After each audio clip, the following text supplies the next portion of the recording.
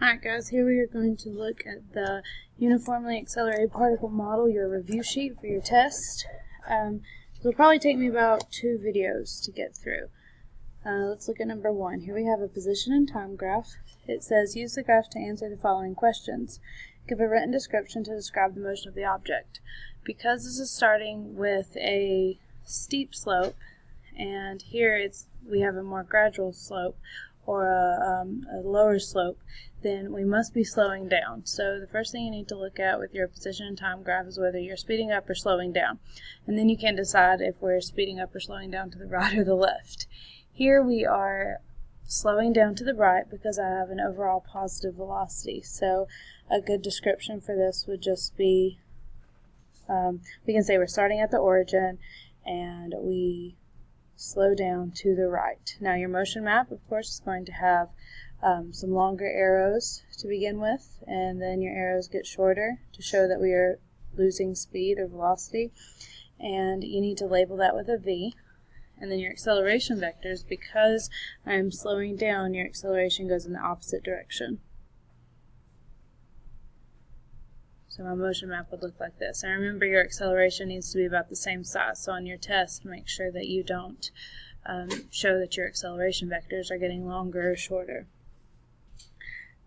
Determine the instantaneous velocity at 2 seconds. There are a couple different ways to do this. So we know the instantaneous velocity is equal to the average velocity at the middle time.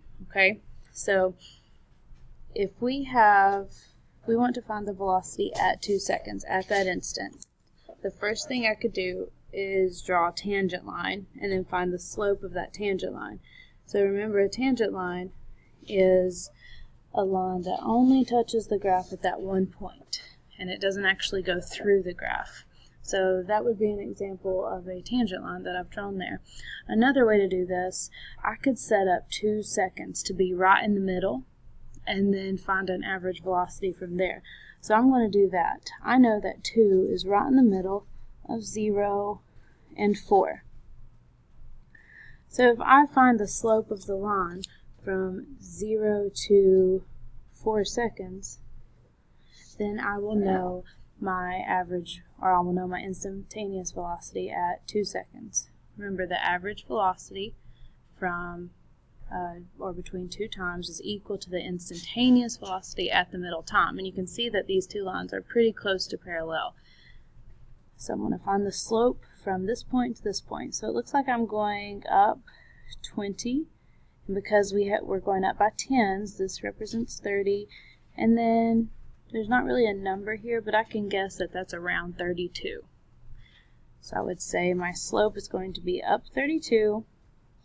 And then I need to go over 4 seconds. So 32 meters in 4 seconds, that is 8 meters per second. So my instantaneous velocity at 2 seconds is going to be 8 meters per second. Tomorrow on your test, you will be asked to plot some points. So you're going to create a graph, and then you have to find the instantaneous velocity at maybe like 4 or 5 seconds, something like that.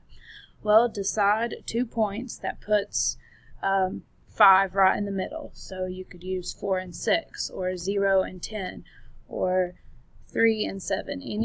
Any 2 times where 5 is right in the middle, and then draw a line connecting those, and then find a slope, or find the slope between those 2 points to find the instantaneous velocity.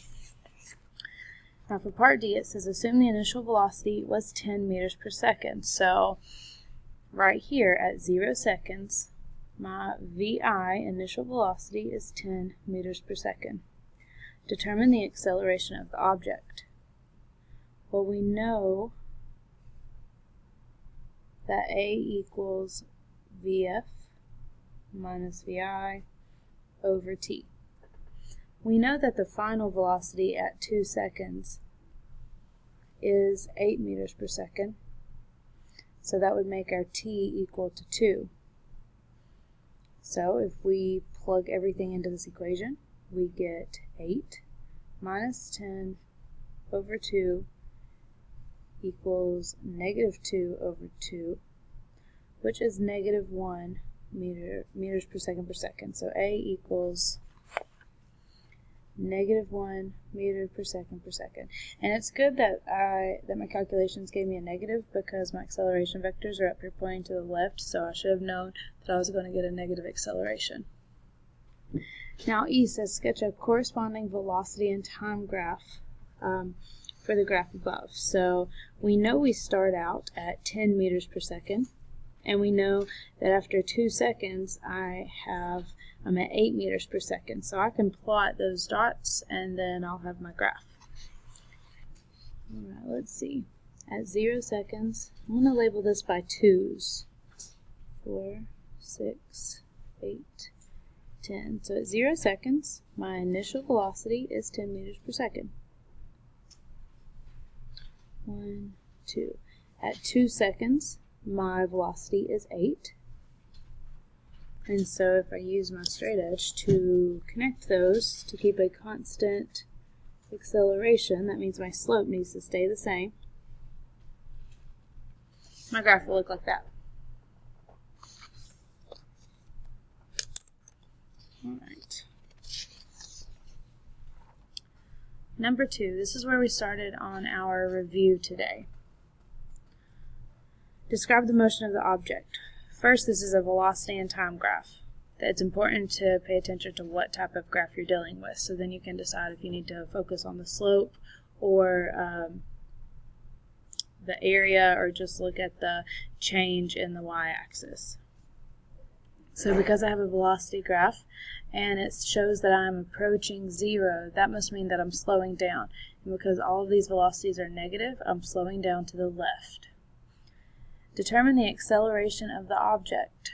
So because this is a velocity graph, I can just look at the slope to find the acceleration.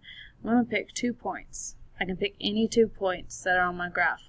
I'm going to pick these 2 just because that's pretty convenient. Now if I go from -15 to 0, my slope is going to be 15 over 0 to 8 seconds. 15 meters per second is my change in velocity over 8 seconds. So my acceleration then is 15 divided by 8, which is 1.875 meters per second per second. And it should be positive, because if I look at this line, even though these numbers are negative, the slope of this line is positive. Shade the portion of the graph that represents the displacement from 2 to 6 seconds. So this is 1 second, 2 seconds, 3, 4, 5, 6. Remember, you use 0 as a boundary, because if I shade below my graph, this grid really goes on to negative infinity for the y value. So we have to use 0 as a boundary. And then I'm going to shade this region, and that shaded region, the area of that will represent my displacement. Now, let's see, shade the portion of the graph. Use the mathematical model to calculate the velocity of the object at 2 seconds and at 6 seconds. Well, if I look at this line, I'm going to start with y equals mx plus b, because it's linear. Now, the variable on my y-axis is v. We already found my slope. My slope is my acceleration, so that's 1.875. And then times x, which in this case is going to be t. T is on my x-axis, plus my y-intercept, which is -15. That's my initial velocity. Another way to look at this is vf equals a times t plus vi.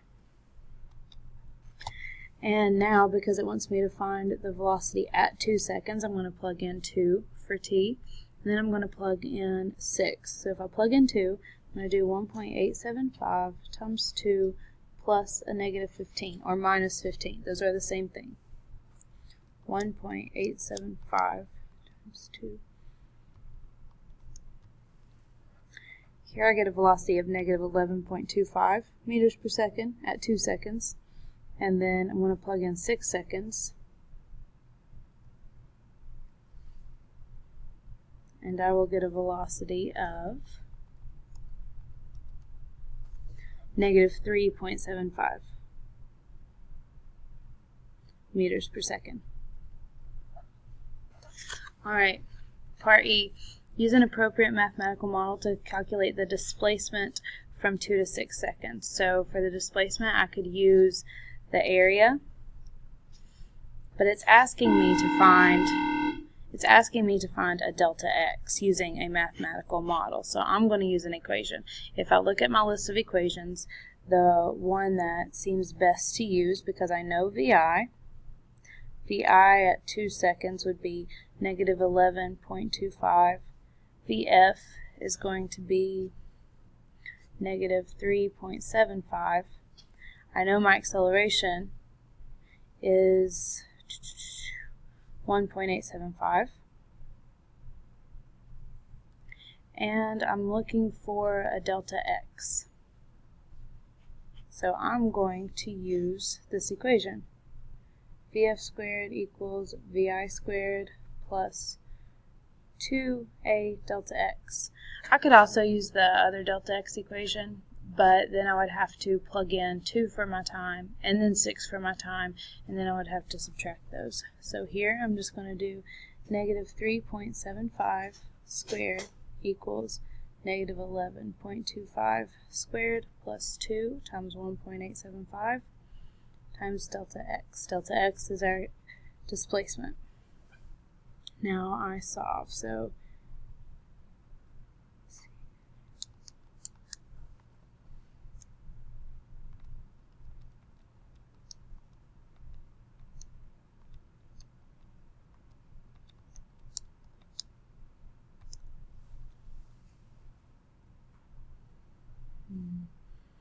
alright, I get a displacement of negative 37.5 meters. Let's make sure that matches up with our graph. So if I look at the shape of this graph, it looks like it could be half of this rectangle here. The shaded area is half of this larger rectangle. So I'm going to find the area of this rectangle and then half it. So negative 15 times 1, 2, 3, 4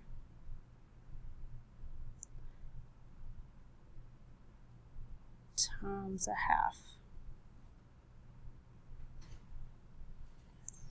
We get half of 4 is 2, so we get a negative 30.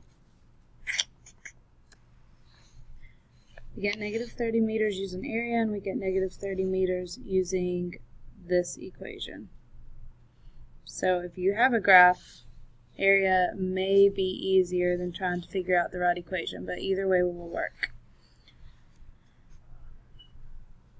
Alright, number 3, a car initially at rest accelerates at a constant rate for 6 seconds. How fast will the car be traveling at t equals 6 seconds?